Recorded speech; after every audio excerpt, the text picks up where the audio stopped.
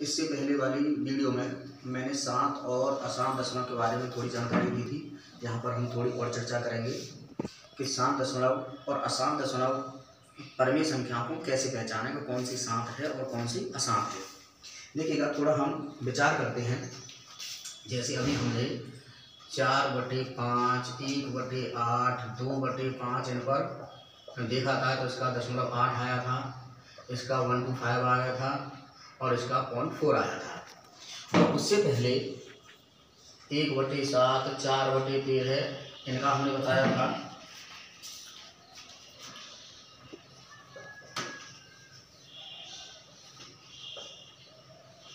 और ये है आपका,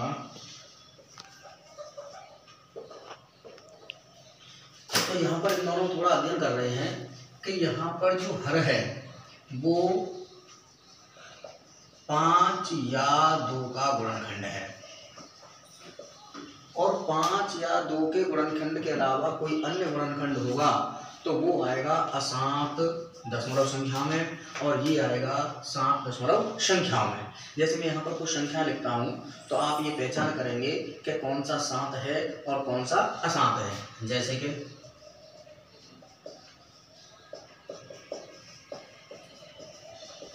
इनमें हम शांत और अशांत की बात करें तो आपका पहला काम होगा इनके गुणनखंड करना। हर के गुणनखंड करने के बाद अगर उसके गुणनखंड 2 की घात m और 5 की घात n के रूप का है तो वो शांत दशमलव होगा। 2 की घात m और 5 की घात n अर्थात इसको गुणनखंड करेंगे तो उसमें केवल 2 या 5 या दोनों ही आ जाती हैं तो वहां पर हम लिख देंगे कि शांत दशमलव होगा। अदरवाइज वो कौन सा होगा? अशांत दशमलव। तो यहाँ का गुणनखंड करते हैं तो 5 है, यहाँ के गुणनखंड में 5 आएगा, लेकिन इसमें 5 या 2 नहीं आ रहा है और इसमें 5 या 2 के अलावा गुणनखंड 7 भी आएगा। तो ये दोनों होंगे अशांत दशमलव और ये होंगे आपके शांत दशमलव संख्याएं। यहाँ पर हमने कुछ भिन्न लिखी हैं, इसमें आपको बताना है कि कौन सी शांत है और कौन सी अशांत है। तो मैं यहाँ पर बता रहा हूँ कि अगर आप इसके गुणनखंड करेंगे तो इसके गुणनखंड 2 की घात 2 और आपके 5 की घात 2 होंगे। तो यानी इन गुणनखंडों में केवल 2 और 5 के अलावा अन्य कुछ नहीं आ रहा है, तो इसलिए इसका जो दशमलव प्रसार होगा वो शांत होगा। इसके गुणनखंड में केवल और केवल 11 आ रहा है तो इसका दशमलव प्रसार अशांत होगा। इसके हर का गुणनखंड करेंगे तो इसमें केवल 2 की घात 3 होगा जो कि शांत होगा। इस तरीके से आप इन सब में देख सकते हैं कि कौन सा दशमलव प्रसार शांत होगा और कौन सा दशमलव प्रसार अशांत होगा। इस तरीके से आपको ये भी सॉल्व करने हैं और मुझे बताने हैं कमेंट बॉक्स में कि कौन सा दशमलव प्रसार शांत है और कौन सा दशमलव प्रसार अशांत है। इससे पहले थोड़ा हम इसका अध्ययन करते हैं। मुझे जरा इन 3 दशमलव संख्याओं पर थोड़ा विचार करते हैं। अब मुझे इसमें बताना है कौन सा शांत है या कौन सा परमीय संख्या है। अगर हम इसकी बात करें तो इसमें आप देख रहे हैं कि पीछे भाग की क्रिया खत्म हो रही है। भाग की क्रिया नहीं खत्म होती तो इस तरीके से डॉट डॉट डॉट डॉट इस तरीके से होता। तो जब डॉट डॉट डॉट डॉट नहीं है इसका मतलब है कि भाग की क्रिया समाप्त हो गई है। इसलिए जब भाग की क्रिया समाप्त हो गई है तो वो कौन सा प्रसार होगा? शांत दशमलव प्रसार। अब यहाँ देखते हैं कि यहाँ पर क्योंकि डॉट डॉट की क्रिया लगी हुई है या यहाँ पर ऊपर बार लगा हुआ है, बार का मतलब पुनरावृत्ति हो रही है, तो ये दोनों कौन से प्रसार होंगे? अशांत, क्योंकि यहाँ पर भाग की क्रिया समाप्त नहीं हुई है। तो ये भी अशांत और ये भी अशांत। अब बात है कि हमने अशांत में आपको 2 चीज बताई थी, एक अशांत आवर्ती और एक अशांत अनावर्ती। अब आवर्ती अनावर्ती में क्योंकि इसके ऊपर बार लगा हुआ है इसका मतलब है कि इसकी पुनरावृत्ति हो रही है, इसकी आवृत्ति हो रही है। यानी 1 2 3 4 5 6 7 8 9 के बाद पुनः संख्या आएगी 1 2 3 4 5 6 7 8 9, फिर आएगी 1 2 3 4 5 6 7 8 9।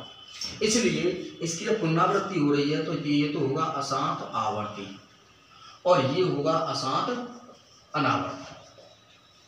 अब इसमें अगर हमसे ये पूछ लेता है कि कौन सी संख्या परमीय होगी और कौन सी अपरमीय होगी, तो मैं इससे पहले चार्ट के थ्रू समझा चुका हूँ कि शांत दशमलव और अशांत आवर्ती जो होती है वो परिमेय संख्या होती है, और अशांत अनावर्ती जो होगी वो अपरिमेय संख्या होती है। तो ये परिमेय होगी और ये परिमेय संख्या होगी, लेकिन ये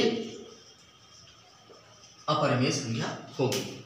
अब बात आई कि किस तरीके से पहचान कर ली हमने, कि थोड़ा हमने देखा और थोड़ा हमने उस चार्ट के माध्यम से कि कौन सा शांत दशमलव है, शांत दशमलव परिमेय होगा, अशांत आवर्ती परिमेय होगा और अशांत अनावर्ती अपरिमेय संख्या होगा। तो जो आपका शांत दशमलव है और अशांत दशमलव है, इनमें हमने आपको बताया था कि शांत दशमलव केवल वे होते हैं जिनका जो हर है वो 2 की घात n और 5 की घात m के रूप का होता है। तो हमने जब शांत दशमलव देख लिया तो इसके हर के बारे में हम डेफिनेट तौर से कह सकते हैं, निश्चित तौर से ये कह सकते हैं कि इसके हर का जो गुणनखंड है वो 2 की घात n और 5 की घात m के रूप का है। और इन दोनों के गुणनखंड, हर के गुणनखंड की बात करें तो इन दोनों के गुणनखंडों में 2 या 5 के अलावा कोई अन्य संख्या है या 2 5 है ही नहीं। तो यहाँ पर हम इस तरीके से अध्ययन कर सकते हैं।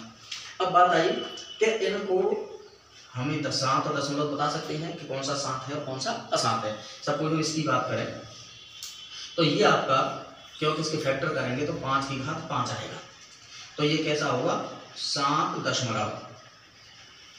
और अगर शांत दशमलव है तो इसका मतलब भाग की क्रिया कहीं कहीं समाप्त होगी, और अगर भाग की क्रिया समाप्त होगी तो मैं अगर आपसे ये पूछूं कि इसको आप दशमलव संख्या में चेंज कीजिए तो आप क्या करेंगे कि ये भाग की क्रिया कर देंगे, और भाग की क्रिया करेंगे तो बहुत लंबा पड़ जाएगा।